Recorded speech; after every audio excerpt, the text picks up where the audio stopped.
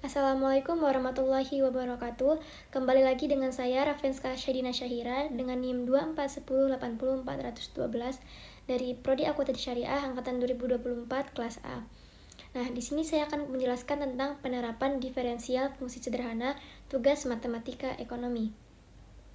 Yang pertama, saya akan menjelaskan tentang penerapan ekonomi, yaitu ada elastisitas, konsep marginal, dan analisis keuntungan maksimum.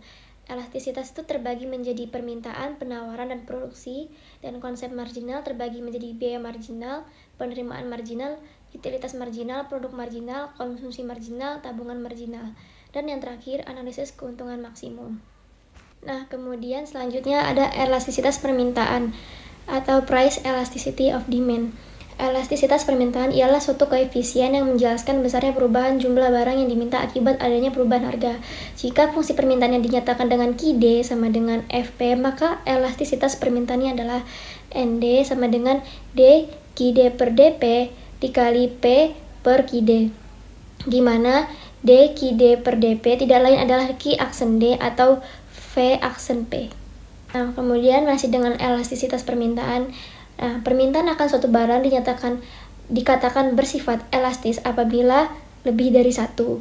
Nah, permintaan akan suatu barang dikatakan bersifat elastis uniter jika sama dengan satu. Dan yang terakhir, permintaan akan suatu barang dikatakan bersifat inelastis jika kurang dari satu.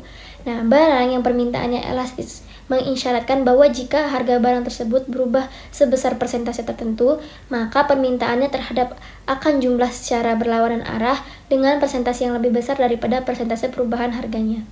Nah, kemudian selanjutnya ada elastisitas penawaran atau price elasticity of supply. Jadi pengertiannya adalah elastisitas penawaran ialah suatu koefisien yang menjelaskan besarnya perubahan jumlah barang yang ditawarkan akibat adanya perubahan harga. Jika fungsi penawaran dinyatakan dengan QE sama dengan FP, maka elastisitas penawarannya adalah sama kayak QD, cuman ini bedanya supply. NE sama dengan D QS per DP dikali P per QS, di mana D QS per DP tidak lain adalah Q aksen S atau V aksen P. Jadi P-nya di sini tuh adalah price. Nah, masih dengan elastisitas penawaran akan satu barang dikatakan bersifat elastis apabila lebih dari satu. Sama kayak seperti permintaan tadi, sama aja ya sebenarnya.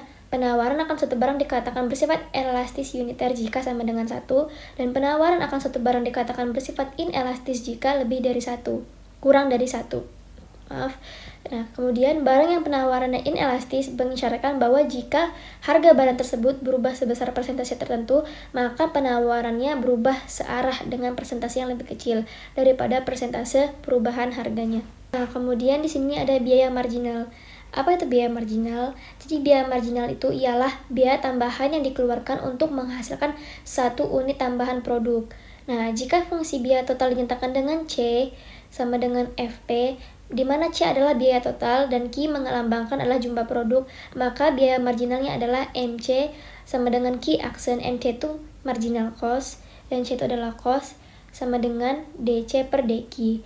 MC minimum jika C aksen sama dengan 0. Nah, kemudian ada penerimaan marginal. Apa itu penerimaan marginal? Jadi penerimaan marginal ialah penerimaan tambahan yang diperoleh berkenan bertambahnya satu unit keluaran yang diproduksi atau terjual.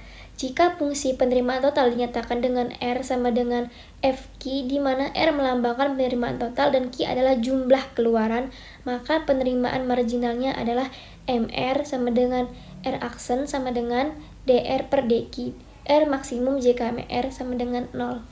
Nah, kemudian ada utilitas marginal. Apa itu utilitas marginal? Ialah utilitas tambahan yang diperoleh dari setiap unit barang yang dikonsumsi. Fungsi utilitas total dinyatakan dengan U sama dengan FQ, di mana U melambangkan utilitas total dan Q adalah jumlah barang yang dikonsumsi. Maka utilitas marginalnya MU sama dengan U aksen sama dengan DU per DQ, U maksimum pada MU sama dengan 0. Dan yang terakhir, analisis keuntungan maksimum. Nah, tingkat produksi yang memberikan keuntungan maksimum atau menimbulkan kerugian maksimum dapat disidik dengan pendekatan diferensial. Baik penerimaan total R atau biaya total C sama-sama merupakan fungsi dari jumlah keluaran yang dihasilkan atau terjual Q Fq, maka dapat dibuat suatu fungsi baru yaitu fungsi keuntungan atau N. Kemudian nilai ekstrim atau nilai optimum Pi dapat ditentukan dengan cara menetapkan derivatif pertamanya sama dengan 0. Selanjutnya, masih dengan analisis keuntungan maksimum, bisa dilihat di situ ada rumus-rumusnya. Nah, untuk mengetahui apakah Pi1 sama dengan 0 mencerminkan keuntungan maksimum ataukah justru kerugian maksimum, perlu diuji melalui derivatif dari kedua fungsi Pi. Nah, itu rumusnya Pi sama dengan R dikurangi C sama dengan Fq. Terus Pi optimum apabila Pi1 sama dengan 0 atau MR sama dengan MC. Nah, di situ kita bisa ngelihat untuk mengetahui atau mencerminkan keuntungan maksimum ataukah justru mengalami kerugian maksimum. Nah, itu perlu diuji melalui derivatif dari kedua fungsi Pi. Oke, mungkin sekian yang dapat saya sampaikan. Kurang lebihnya saya mohon maaf. Wassalamualaikum warahmatullahi wabarakatuh.